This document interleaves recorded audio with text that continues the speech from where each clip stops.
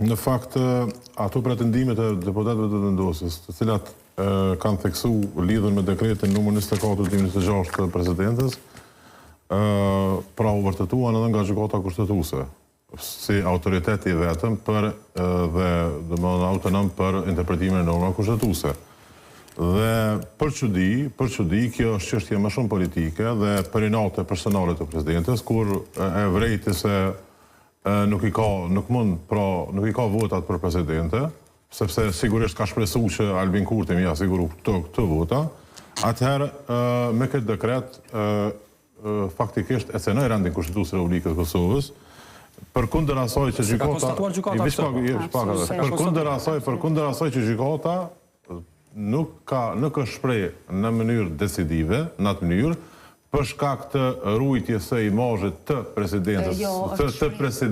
së Republikës së Kosovës, mirë po pasni me dyshje se është cënuar rendi juridik kushtetues, sepse nuk i falet për shembull një të parit shtetit me nxjerrje domosdoshmë të tilla pa analizuar mirë çfarë do dekreti qoftë. Në këtë rast, pra është dashur me tërë atë logjistikë që ka presidenca, është dashur të marrë pra siç e ka theksuar në paragrafin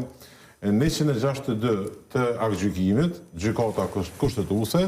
thot në kontekstin specifik, të rrethonave kur kemi parasysh zgjedhjet e 28 dhjetorit, si rezultat pra konstituimi i kuvendit është bërë me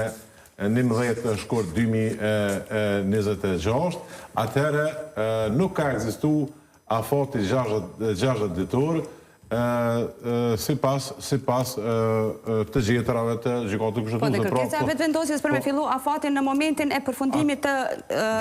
në 30 ditën e fundit, kur të duhej me u zgjedh presidenti i Republikës Kosovës, nuk i jep të drejtë vetëvendosjes. Unë edhe një thash që në fillim që i vetmi autoritet që e interpreton dispozitat kushtetuese është gjykata kushtetuese. Pra unë preferoj gjithherë gjykatës kushtetuese. Po nuk jetë i marrë pjesë të cilat. Seriozoj, pra ai dekret po them që e ka cënuar rendin juridik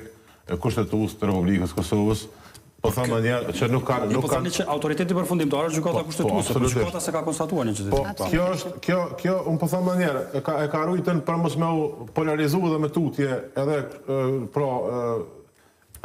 institucionet në aspektin politik, sepse padyshim është